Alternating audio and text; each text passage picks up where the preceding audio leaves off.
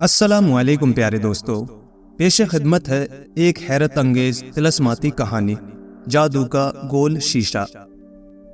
एक दफा का जिक्र है कि एक सौदागर एक बादशाह के दरबार में पहुंचा। मसनद शाही को बोसा देकर अदब से बादशाह के सामने खड़ा हो गया। बादशाह सौदागर की तरफ देख रहा था। वो बूढ़ा हो चुका था, उसके चेहरे पर झुर्रियां पड़ी हुई थी, मुंह से उसके दांत भी गायब हो गए थे। बादशाह उस सौदागर को इस तरह देख रहा था गोया वो उसे शनाख्त करने की कोशिश कर रहा है। कुछ देर बाद उससे बादशाह ने पूछा, क्या तू हसन सरवर सौदागर है? उसने दोबारा खुद को बादशाह के हुजूर में झुकाते हुए कहा, जी आलीजा, मैं हसन सरवर ही हूँ। बादशाह ने बड़ी मोहब्बत से उसे बिठाया और कहा, तुमको गए हुए मुद्दत गुजर चुकी है। मैंने तो ये ख्याल किया था कि शायद तुम मर गए। हसन सरवर ने कहा, आलीजा दुरुस्त फरमाते हैं, इतने अरसे तक मेरा इस तरह गायब रहना इसी बात की दलील है। वजह यह है कि मैंने आपसे वादा किया था कि मैं जब भी इस तरफ आऊंगा आपके लिए कोई खास तोहफा लेकर आऊंगा। उसके बगैर मेरा आप तक आना दुरुस्त नहीं था, इसीलिए मैं नहीं आया। दरबार बर्खास्त होने के बाद बादशाह हसन सरवर को लेकर अपने महल में पहुंच गया। उससे कहा, ए हसन, आज से तुम शाही मेहमान हो। जब तक हम तुम्हें रुखसत ना करें तुम्हें इसी जगह मेहमान रहना होगा। ये सौदागर मूसल का रहने वाला था। बादशाह का अहदे जवानी में दोस्त बन गया था। यूं तो ये शख्स आम तौर पर दूर दूर से बादशाह के लिए तोहफे लाता रहता था, लेकिन बादशाह उन मामूली तोहफों से खुश ना था। एक रोज उसने उससे कहा, जिस किस्म के तुम मेरे वास्ते तोहफे लाए हो ये तो पहले ही कसरत से मौजूद है। ना हक ऐसी तकलीफ ना किया करो। हसन सरवर बादशाह के मकसद को समझ गया। उसने कहा, बेहतर है, अब मैं उस वक्त हुजूर की खिदमत में हाजिर होऊंगा जब कोई नायाब शय लाऊंगा।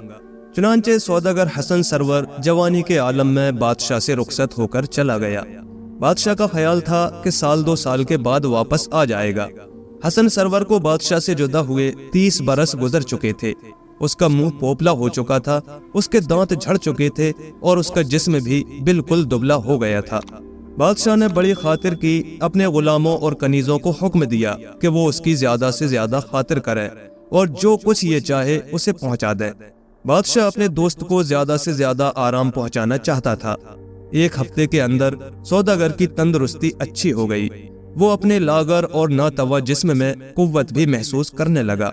एक रोज सौदागर ने बादशाह से कहा, आलीजा, गुलाम ये अर्ज करके रुखसत हुआ था कि अब मैं उस वक्त मुंह दिखाऊंगा जबकि कोई खास तोहफा लेकर आऊंगा।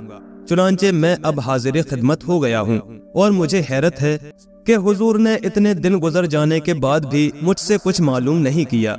बादशाह ने उसे कंधे पर हाथ रखते हुए कहा, हसन, वो तो बात की बात थी, मैं तुमसे कुछ मालूम करके शर्मिंदा नहीं करना चाहता।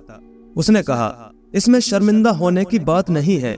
मैंने आपसे जो वादा किया था खुदा के फजल करम से मैं उसे पूरा ही करके वापस लौटा हूँ। मैंने तय कर लिया था कि मैं उस वक्त तक नहीं वापस जाऊंगा जब तक मैं अपने मकसद में कामयाब ना हो जाऊंगा। मैंने ये समझा था कि आप अपने दिल में ना जाने क्या अंदाजा लगा रहे होंगे। बादशाह ने कहा, सच बात तो ये है कि मैंने अपने दिल में सिर्फ ये समझ लिया है कि हसन को इस जगह से गए मुद्दत गुजर चुकी है। अगर वो जिंदा होता तो वापस आ जाता। हसन ने कहा, मेरा भी यही ख्याल था। मैं हुजूर के लिए जादू का गोल शीशा लाया हूँ और आपको इस बात का यकीन दिलाता हूँ कि जो तोहफा आज मैं हुजूर की खिदमत में हाजिर करूँगा वो अपनी एक किस्म का बेनजीर तोहफा साबित होगा। गरज ये कि सौदागर ने अपने जादू के शीशे की बेहद तारीफ की, यहाँ तक कि बादशाह का शौक बराबर बढ़ता गया। अंजाम कार बादशाह ने कहा, ए हसन, जो शीशा तू मेरे लिए लाया है वो कहाँ है? ला जरा मैं भी तो देखूं वो कैसा शीशा है। सौदागर हसन सरवर ने वही शीशा अपने चोगे के अंदर से निकालकर बादशाह के सामने रख दिया। वो नारंगी रंग का था और बिल्कुल गोल था। बादशाह ने उसे अपने हाथ में लेकर हैरत भरी नजरों से देखना शुरू कर दिया। वो काफी देर तक उस शीशे को देखता रहा। उसके बाद उसने सौदागर से कहा, जाहिर में तो इसमें कोई खास बात मालूम नहीं होती। मैंने बहुत ही गौर किया है, इसमें और आम किस्म के शीशों में कोई खास फर्क नहीं है।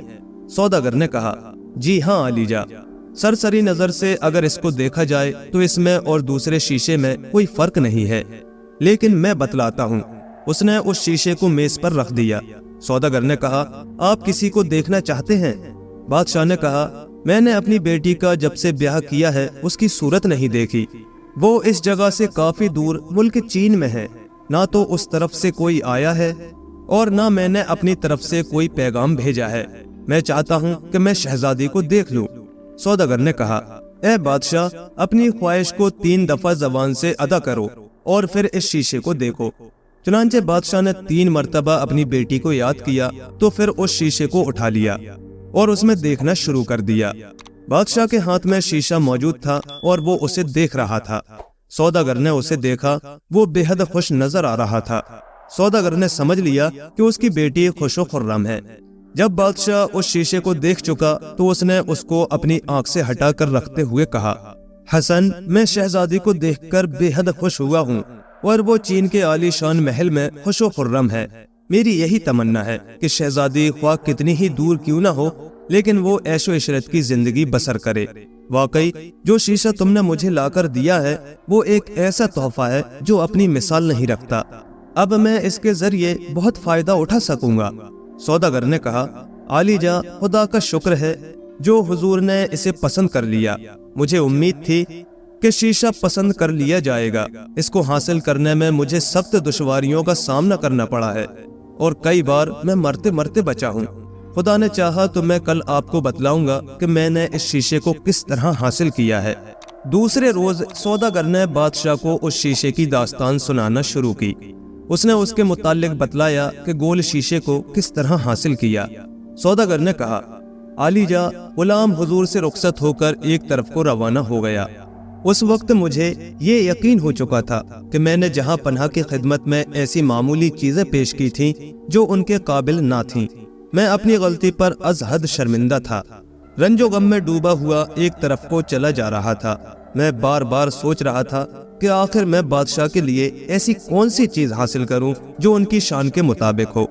میں نے قطعی فیصلہ کر لیا تھا کہ جب تک اپنے مقصد میں کامیاب نہ ہو جاؤں گا کبھی بھی واپس نہ لوٹوں گا۔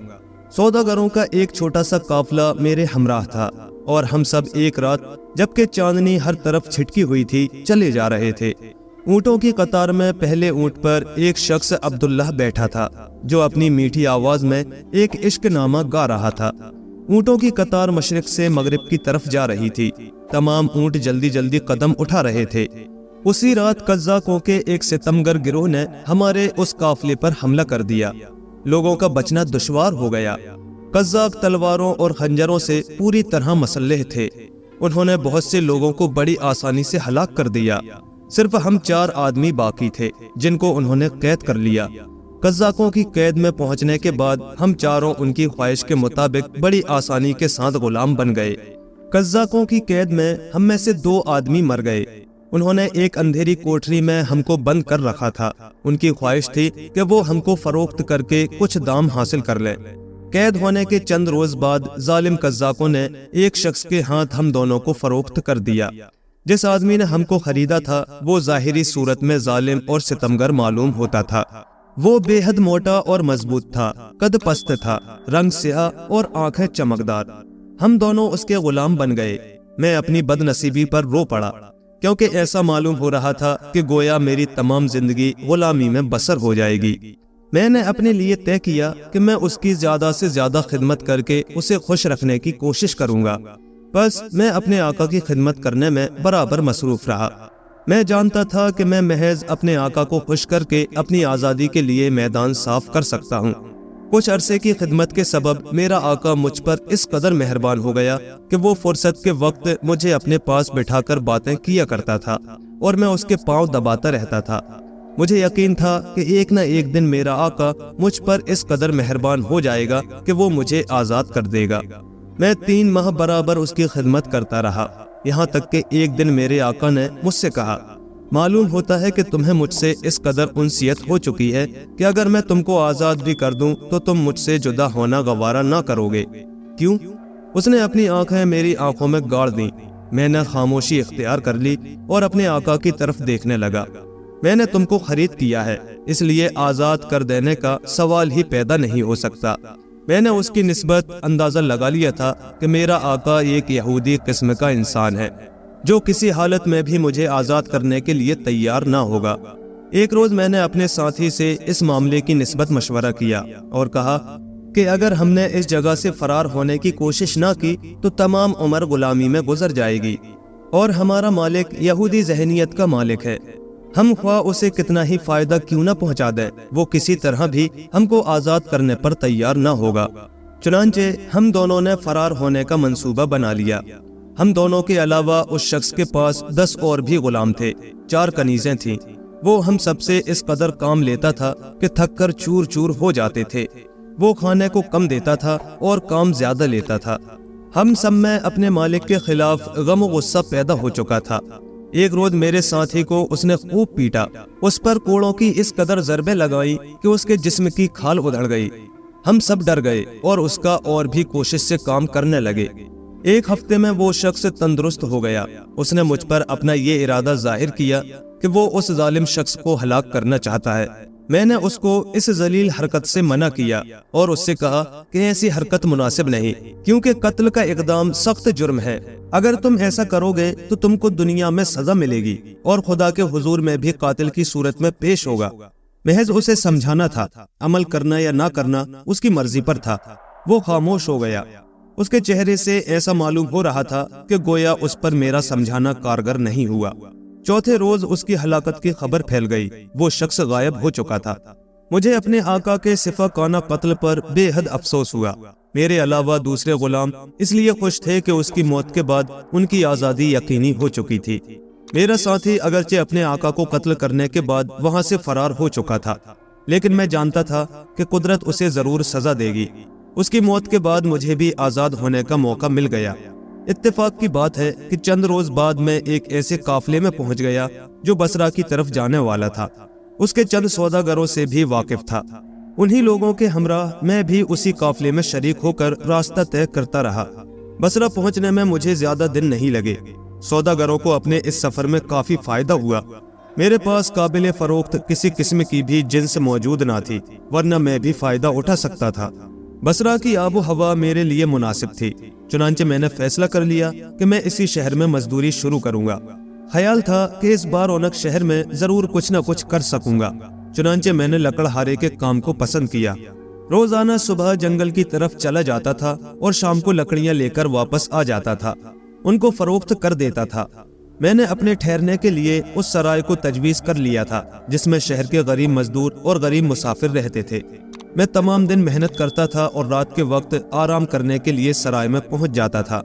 ایک رات مجھے اپنے اس وعدے کا خیال آ گیا جو میں نے آپ سے کیا تھا۔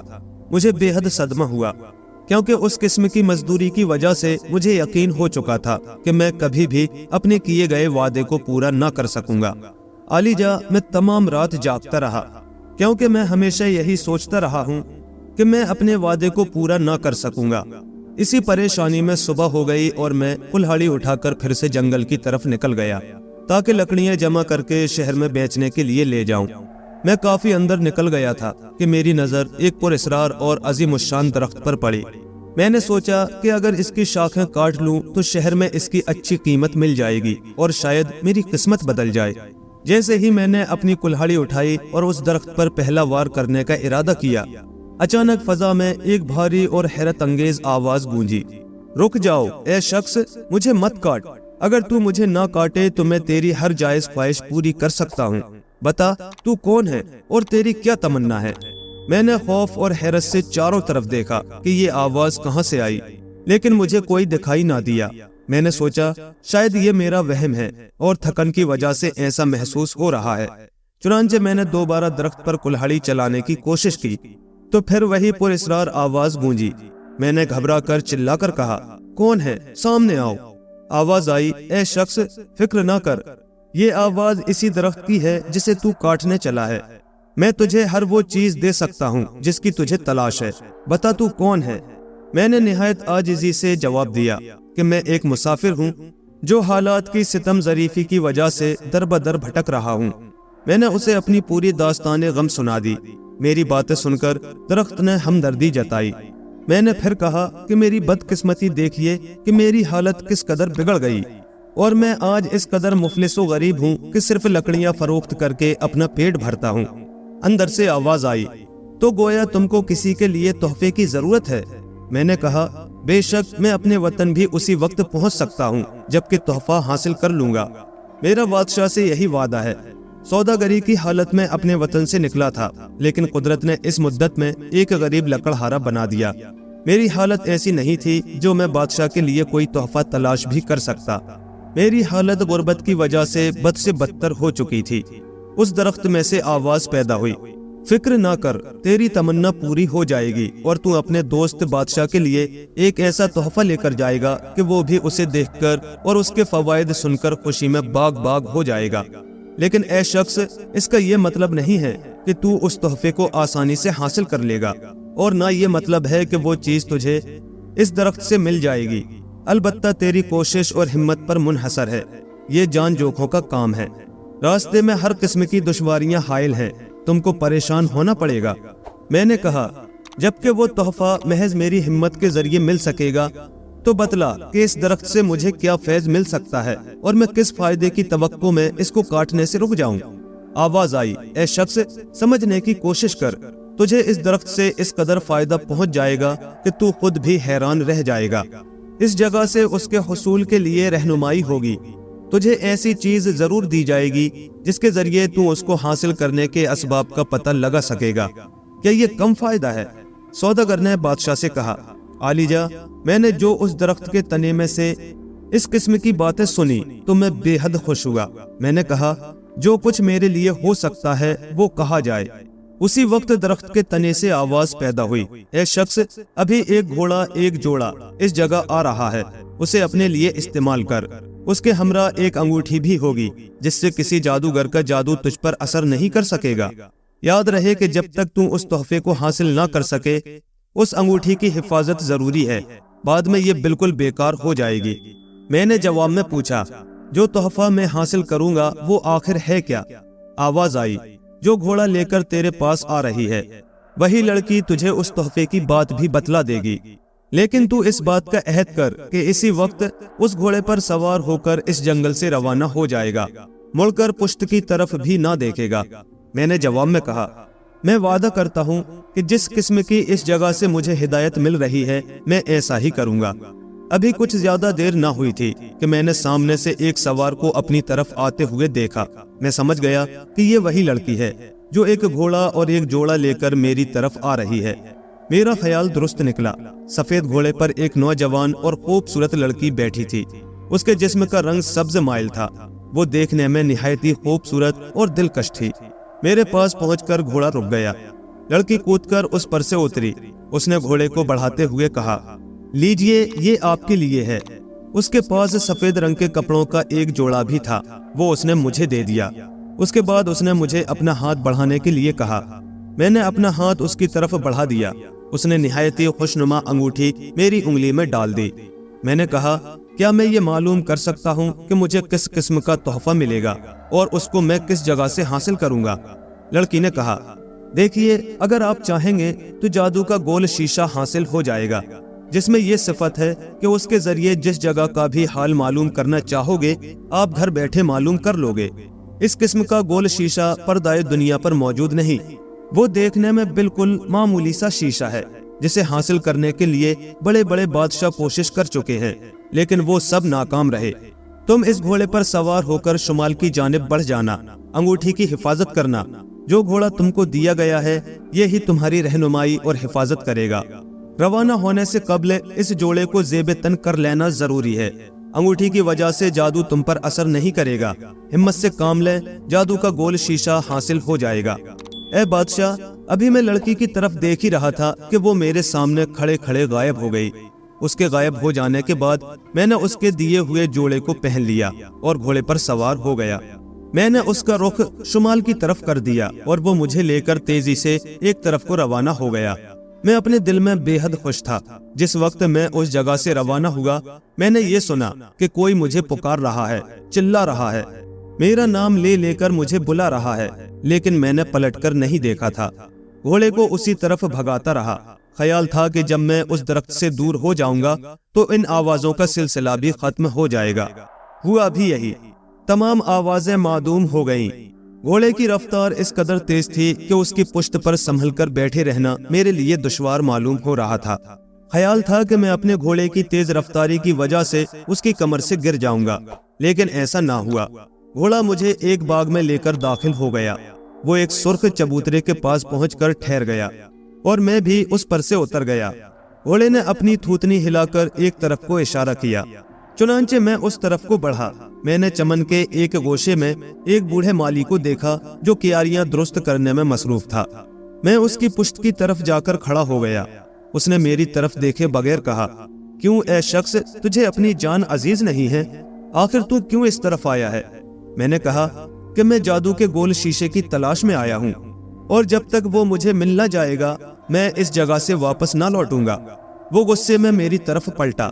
اس نے سختی سے کہا، تو معلوم ہوا کہ تم خود کو بہت بہادر اور شجاع تصور کرتے ہو۔ مالی کا رخ میری طرف تھا۔ وہ اس طرح گھور رہا تھا کہ گویا کچی مٹی کا بنا ہوا ایک بے حقیقت پتلا ہو۔ اس نے کہا، اے شخص، اس وقت تو جس باغ میں کھڑا ہے یہ ایک بھیانک قسم کے دیو سے تعلق رکھتا ہے۔ اگر وہ اس جگہ آ گیا تو اپنی جان نہ بچا سکے گا۔ بہتر ہے کہ واپس لوٹ جا، شام ہوتے ہی دیو اس جگہ آ جائے گا۔ اس نے کہا، بادشاہ سلامت، اگرچہ دیو کا نام سن کر میرا جسم کانپنے اور لرزنے لگا، میں ڈر گیا، لیکن ہمت کو ہاتھ سے جانے نہ دیا۔ میں نے فیصلہ کر لیا کہ اگر اس دیو کے ہاتھوں میری موت لکھی ہے تو ضرور میں اس جگہ ہلاک ہو جاؤں گا۔ بوڑھا مالی برابر بغور میری طرف دیکھ رہا تھا۔ اس نے مجھ سے کہا، معلوم ہوتا ہے کہ تم نے اس دیو کا لقمہ بننے کا فیصلہ کر لیا ہے۔ تیری جگہ اگر کوئی دوسرا شخص ہوتا تو وہ ضرور بھاگ جاتا۔ میں نے کہا، میں بھاگنے کے لیے تیار نہیں ہوں۔ بوڑھے مالی نے یوں ہی میری زبانی اتنا سنا تو اس نے مجھے اپنی چھاتی سے لگا لیا اور کہا، اے شخص، تو واقعی بہادر ہے، تیری جس قدر بھی تعریف کی جائے کم ہے۔ تو میرے ہمراہ چل، میں اس ظالم دیو کو ہلاک کرنے کی ترکیب بتلاتا ہوں۔ چنانچہ وہ مجھے اپنے ہمراہ اس باغ کے ایک گوشے میں لے گیا۔ وہاں ایک چھوٹی سی جھونپڑی موجود تھی، شاید وہی مالی اس جھونپڑی میں رہتا تھا۔ ہم دونوں اس میں داخل ہو کر بیٹھ گئے۔ اس نے کہا، اے شخص، میں نے جو دیو کے لیے کہا ہے وہ بالکل درست ہے۔ اس باغ کا مالک ایک خطرناک دیو ہے، وہ آدم خور بھی ہے۔ یہ حقیقت ہے کہ وہ تم کو دیکھتے ہی کھا جانے کا ارادہ کرے گا، لیکن میں بھی کسی ایسے شخص کی تلاش میں تھا جو اس کو ہلاک کر سکے۔ میں مدت سے اس کی قید میں ہوں اور اس کے باغ کو برابر سنوارتا رہتا ہوں۔ اس کے خوف سے یہاں سے جا بھی نہیں سکتا۔ اس دیو کی ہلاکت کے سلسلے میں جس قسم کے آدمی کی ضرورت تھی وہ آ چکا ہے۔ میں نے تمہارے اندر جو خوبیاں دیکھی ہیں وہ مجھے خواب میں معلوم ہوا تھا کہ ایک روز سفید گھوڑے پر سوار ہو کر سفید جوڑا پہنے ایک شخص اس باغ میں داخل ہوگا جو دیو کا نام سن کر بھی خوف زدہ نہ ہوگا۔ میں یقین کے ساتھ کہہ سکتا ہوں کہ وہ صرف تم ہو۔ میں نے جو اس کی زبانی یہ سنا تو خوش ہوا، اگرچہ ظاہر میں دیو کو ہلاک کر دینا میرے بس کا روگ نہ تھا، لیکن پھر بھی یہ سوچ رہا تھا کہ ممکن ہے کہ مالی مجھے کوئی ایسی ترکیب بتلا دے کہ جس کے ذریعے میں اس کو ہلاک کر دوں۔ اس نے کہا، دیکھو، شام ہوتے ہی دیو باغ میں آ جائے گا۔ وہ اتنا ظالم ہے کہ انسان کی بو سونگ کر اس کا پتہ لگا لیتا ہے، اور جو شخص بھی اس کے ہتھے چڑھ جاتا ہے تو وہ اس کو زندہ نہیں چھوڑتا۔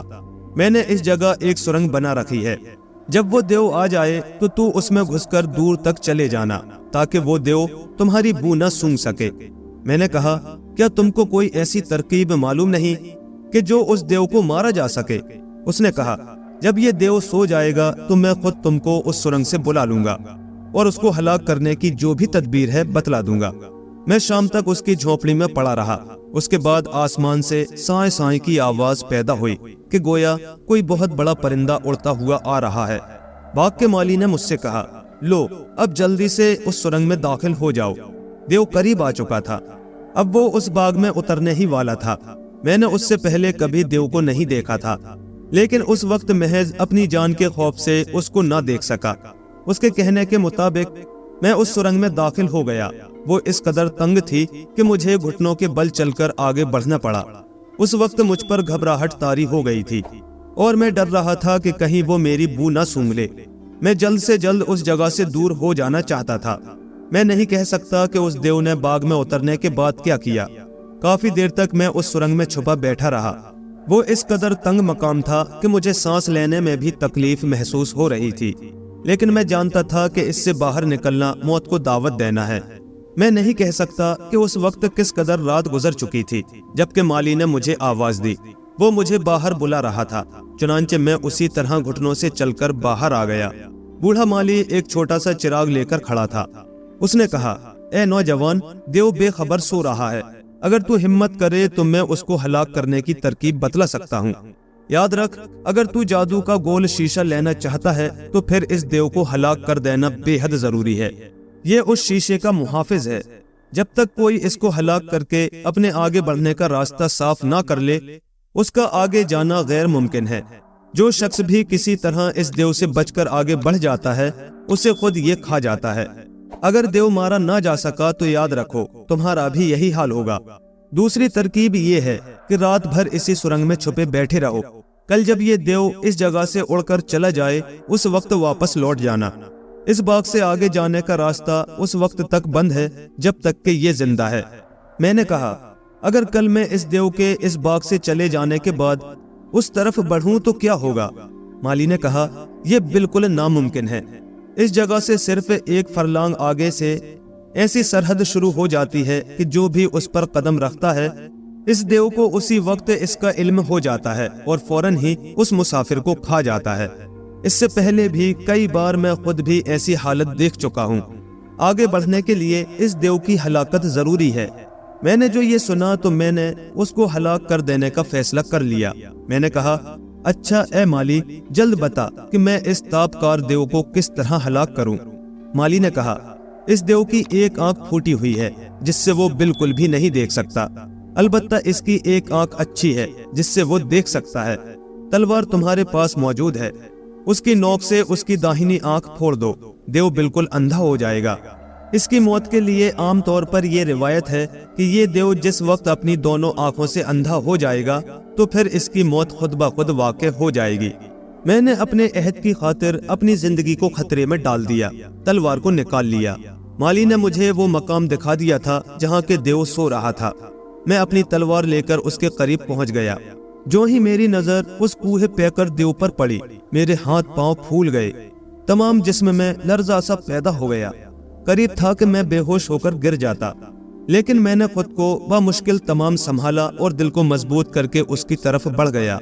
اس وقت اگرچہ میرے ہاتھ لرز رہے تھے، لیکن میں نے تلوار کو مضبوطی سے تھام لیا اور جس آنکھ سے وہ دیو دیکھ سکتا تھا اسی میں خدا کا نام لے کر اپنی تلوار اس کی آنکھ میں داخل کر دی۔ دیو چنگھاڑ مار کر اپنی جگہ سے اٹھا۔ میں اس کی بھیانک آواز سن کر دور جا گرا۔ دیو شور مچا رہا تھا، اس نے تمام باغ کو اپنے سر پر اٹھا لیا تھا۔ وہ اتنی زور سے چیخ رہا تھا کہ اس کی آواز دور تک جا رہی تھی۔ اس وقت مالی بھی میرے پاس پہنچ گیا۔ اس نے مجھے سہارا دے کر اٹھایا اور کہا، اب گھبرانے کی ضرورت نہیں ہے۔ دیو کی آنکھ سے خون بہ رہا تھا، وہ ضرور پھوٹ گئی ہے، تم دیکھو گے کہ وہ خود ہی اپنا سر پٹک پٹک کر مر جائے گا۔ میں نے دور سے دیکھا، جس جگہ دیو گرا پڑا تھا وہاں کافی مقدار میں خون پھیل چکا تھا اور دیو زمین پر اوندھا پڑا تھا۔ وہ زور زور سے اپنا سر زمین پر مار رہا تھا، اس کی آواز نے زمین کو ہلا دیا تھا۔ میں اسے دیکھتا رہا، وہ دیر تک ایسا ہی کرتا رہا، یہاں تک کہ دیو کا سر بھی پھٹ گیا، جس کی وجہ سے خون کا دریا سا باغ میں بہنے لگا۔ وہ ہمارے سامنے تڑپ تڑپ کر مر گیا۔ اس کے مرنے پر ہم دونوں نے خدا کا شکریہ ادا کیا۔ دوسرے دن میں نے اپنے سفید گھوڑے کو تلاش کیا، کیونکہ میں نے اسے اسی باغ میں چھوڑ دیا تھا، مگر وہ اب اس جگہ موجود نہ تھا۔ میں نے مالی سے کہا، اے مالی، میں سفید گھوڑے پر سوار ہو کر اس جگہ آیا تھا۔ مالی نے کہا کہ جس وقت تم اس جگہ آئے تھے میں نے تمہارا سفید گھوڑا ضرور دیکھا تھا، لیکن اس کے بعد وہ مجھے نظر نہیں آیا، خدا معلوم وہ کہاں چلا گیا۔ ممکن ہے کہ تمہارے چلے جانے کے بعد وہ بھاگ گیا ہو۔ میں نے کہا، نہیں، ایسا نہیں ہو سکتا، وہ گھوڑا بھاگنے والا نہیں ہے، ایسی بات ہوتی تو میں اس کو باندھ دیتا۔ میں ادھر ادھر دیکھ رہا تھا، اچانک میں نے درخت پر سے ایک آواز سنی۔ کسی نے کہا، اے سوداگر، میں اس جگہ موجود ہوں۔ میں نے خود کو محض اس دیو کے خوف سے چھپا لیا تھا۔ میں نے اپنا سر اٹھا کر دیکھا تو آم کے ایک بڑے درخت پر خوبصورت رنگ کا طوطا بیٹھا تھا، شاید وہی باتیں کر رہا تھا۔ ابھی میں اس طوطے کو دیکھ ہی رہا تھا کہ وہ آم کے درخت کی شاخ پر سے اڑا اور زمین پر آ گیا۔ ابھی میں اسے دیکھ ہی رہا تھا کہ وہ طوطے سے خود بخود گھوڑا بن گیا۔ میں اسے دیکھ کر بے حد خوش ہوا۔ مالی نے کہا، لو میاں سوداگر، تمہارا گھوڑا بھی مل گیا۔ بد وقت دیو تو مر چکا ہے، اب ہم بھی آزاد ہو گئے ہیں۔ یہ گھوڑا تمہیں منزل مقصود پر پہنچا دے گا۔ اس دیو کو ہلاک کر دینا تمہارا بہت بڑا کارنامہ ہے۔ اس کی موت تمہارے لیے آگے جانے کا راستہ کھول دے گی۔ اتنا کہنے کے بعد بوڑھا مالی مجھ سے رخصت ہو کر باغ کے دروازے کی طرف روانہ ہو گیا۔ میں بھی گھوڑے کو لے کر باغ سے باہر آ گیا۔ مالی کچھ دور جا چکا تھا۔ دیو کے مرنے سے باغ کی رونق ماند پڑ گئی تھی۔ مالی کے چلے جانے کے بعد میں نے سمجھ لیا تھا کہ یہ باغ اب بالکل اجاڑ اور برباد ہو جائے گا، کیونکہ اس کی دیکھ بھال کرنے والا صرف مالی ہی تھا۔ میں گھوڑے پر سوار ہو گیا۔ مجھے ابھی یہ معلوم نہیں تھا کہ وہ مجھے کس طرف لے جائے گا۔ خدا کے توکل پر میں اس پر سوار ہو گیا۔ وہ مجھے لے کر ایک طرف بھاگ اٹھا۔ مجھے معلوم تھا کہ گھوڑا اس راستے سے واقف ہے، وہ ضرور مجھے منزل مقصود تک پہنچا دے گا۔ میں نے دیکھا کہ وہ مجھے لے کر ایک چھوٹی سی بستی میں داخل ہو گیا اور ایک درخت کے پاس کھڑے ہو کر اس نے اپنی کمر ہلائی۔ میں سمجھ گیا کہ گھوڑا مجھے اس جگہ اترنے کا اشارہ کر رہا ہے۔ بس میں اس کا اشارہ پاتے ہی اتر گیا۔ میں نے دائیں طرف ایک سیاہ رنگ کی بکری دیکھی جس کا قد گدھے کے قد کے برابر تھا۔ بکری مجھے دیکھتے ہی اس طرح اچھلنے لگی کہ گویا وہ مجھے دیکھ کر بے حد خوش ہے۔ میں اس کے پاس پہنچ گیا۔ گھوڑا جس جگہ کھڑا تھا وہ اسی جگہ کھڑا رہا۔ جو ہی میں اس کالی بکری کے نزدیک پہنچا، اس نے دوڑ کر مجھے ایک ٹکر رسید کی۔ مجھے بکری کی اس حرکت پر بہت غصہ آیا۔ چاہا کہ اسے سزا دوں، لیکن جس وقت میں نے اپنے جسم کو دیکھا تو میں حیران رہ گیا، کیونکہ میں خود بھورے رنگ کی ایک بلی بن کر رہ گیا تھا۔ اے بادشاہ، آپ خود سمجھ سکتے ہیں کہ ایک چھوٹی بلی بھلا بڑی بکری کا کیا بگاڑ سکتی ہے۔ میں بے حد حیران تھا اور یہ سوچ رہا تھا کہ آخر میں اس شریر بکری کی محض ایک ٹکر سے بلی کس طرح بن گیا۔ حالانکہ مجھے بھی علم تھا کہ میری انگلی میں انگوٹھی موجود ہے، جس کی وجہ سے مجھ پر کسی قسم کا جادو بھی اثر نہیں کر سکتا، مگر بلی بن جانے پر میں یہی سوچ رہا تھا کہ میں محض جادو کے اثر سے بلی بن چکا ہوں۔ انگوٹھی بھی میرے پنجوں میں دکھائی نہ دی۔ میں سوچ میں پڑ گیا کہ کیا میں نے اس کو لا علمی میں گم کر دیا ہے۔ ابھی میں اس شش و پنج میں مبتلا تھا کہ وہی کالی بکری شرارت سے 3 مرتبہ اچھلی۔ اس نے میری طرف رخ کرتے ہوئے کہا، اے سوداگر، ڈر مت، تیرا کچھ بھی نہیں بگڑا۔ تجھے بلی محض اس لیے بننا پڑا ہے کہ کوئی چوہے کو شکار کرنے کی ضرورت ہے۔ چوہے کا شکار بلی ہی کر سکتی ہے۔ انسان ہوتے ہوئے تم اس کا کچھ بھی نہیں بگاڑ سکتے تھے۔ اب تم مشرق کی طرف جاؤ اور اس چوہے کو تلاش کرو، وہ ضرور تم کو مل جائے گا۔ میں کالی بکری کی بات ماننے کے لیے مجبور ہو گیا تھا۔ سوچا ممکن ہے کہ اس بدبخت اور شریر بکری نے میرے ہی فائدے کے لیے اس قسم کی حرکت کی ہو۔ اس نے جس طرف جانے کے لیے مجھے کہا تھا میں اسی طرف کو بڑھ گیا، یہاں تک کہ میں ایک نہایت ہی عالی شان محل میں پہنچ گیا۔ محل کا دروازہ کھلا ہوا تھا اور وہاں کوئی چوکی دار بھی موجود نہ تھا۔ مجھے یہ معلوم نہیں ہو سکا کہ وہ محل میں آیا ہے یا ویرانے میں۔ شام ہو چکی تھی۔ میں اس محل کے اندر داخل ہو کر اسے دیکھنا چاہتا تھا۔ میں نے سوچا کہ اس وقت اس میں داخل ہونا درست نہیں ہے، کیونکہ بہت ممکن ہے کہ کوئی مجھے محض بلی خیال کر کے مار دیتا۔ میں نے سوچا اندھیرا ہونے کے بعد میں اس میں داخل ہو جاؤں گا۔ میں محل کے دروازے سے تھوڑے ہی فاصلے پر جھاڑیوں کے ایک جھنڈ میں گھس کر بیٹھا رہا۔ جب ہر طرف اچھی طرح اندھیرا پھیل گیا، اس وقت میں سیڑھیاں طے کرنے کے بعد محل کے دروازے کے پاس پہنچ گیا۔ محل میں روشنی موجود تھی، جس سے میں نے اندازہ لگایا کہ اس میں ضرور کوئی رہتا ہے۔ بس میں موقع پا کر محل میں داخل ہو گیا۔ وہ بے حد خوبصورت اور دلکش تھا۔ اس محل کا فرش اس قدر خوبصورت تھا کہ اس سے پہلے میں نے اس قدر خوبصورت فرش نہیں دیکھا تھا۔ میں ایک گوشے میں دبک کر ٹھہر گیا۔ اس جگہ اندھیرا تھا۔ میں نے وہاں سے ہر طرف نظر ڈالی، بولنے کی آوازیں آ رہی تھی۔ یوں معلوم ہو رہا تھا کہ چند عورتیں اس جگہ سے تھوڑے ہی فاصلے پر آپس میں گفتگو کر رہی ہیں۔ ایک چھوٹا سا دروازہ داہنی طرف تھا۔ خیال ہوا کہ اسی طرف سے آوازیں آ رہی ہیں۔ چنانچہ میں نے وہاں سے دیکھا ایک بیش بہا قالین پر عورتیں بیٹھی تھی۔ میں چپکے سے ان کے پاس پہنچ گیا۔ ایک طرف پلنگ بچھا ہوا تھا جس کے نیچے اندھیرا تھا۔ میں بھی پلنگ کے نیچے چلا گیا۔ خیال تھا کہ مجھے اس کے نیچے ان میں سے کوئی عورت بھی نہ دیکھ سکے گی۔ بس میں نے ان کی باتیں سننی شروع کر دی۔ وہ اس وقت اداس اور پریشان تھی۔ تینوں عورتوں کے چہرے زرد پڑ چکے تھے۔ ان کی صورت سے یوں معلوم ہو رہا تھا گویا وہ افلاس کی ماری ہوئی ہیں۔ ان میں سے ایک نے کہا، آؤ بہن کھانا کھا لیں۔ دوسری نے کہا، خدا کے لیے ابھی کھانے کا نام مت لو، کیونکہ اس کی بو سونگتے ہی لکائی چوہا اس جگہ آ جائے گا۔ وہ ہمارے سامنے سے کھانا اٹھا کر لے جائے گا اور ہم اس کا کچھ نہیں بگاڑ سکیں گے۔ اس نامراد نے تو ہم کو پیٹ کی مار بھی دے رکھی ہے، خدا جانے ہم کب اس سے نجات حاصل کریں گے۔ دوسری نے کہا کہ جب تک کوئی شخص جادو کے شیشے کی تلاش میں اس طرف نہیں آئے گا اس کا کچھ بھی نہ بن سکے گا۔ پہلی نے کہا نہ جانے وہ کب آئے گا، ہم آخر کب تک اس آنے والے کا انتظار کریں، ممکن ہے کہ وہ ہماری موت کے بعد آئے۔ پیارے دوستو، اس کہانی کا دوسرا حصہ انشاءاللہ اگلی ویڈیو میں پیش کیا جائے گا، اور یہاں تک کی کہانی آپ کو کیسی لگی ہمیں کمنٹ کر کے ضرور بتائیں۔ پسند آئی ہو تو لائک کریں، شیئر کریں، اور ایسے ہی مزید دلچسپ قصے کہانیوں کے لیے ہمارے چینل کو سبسکرائب ضرور کر لیں۔ شکریہ۔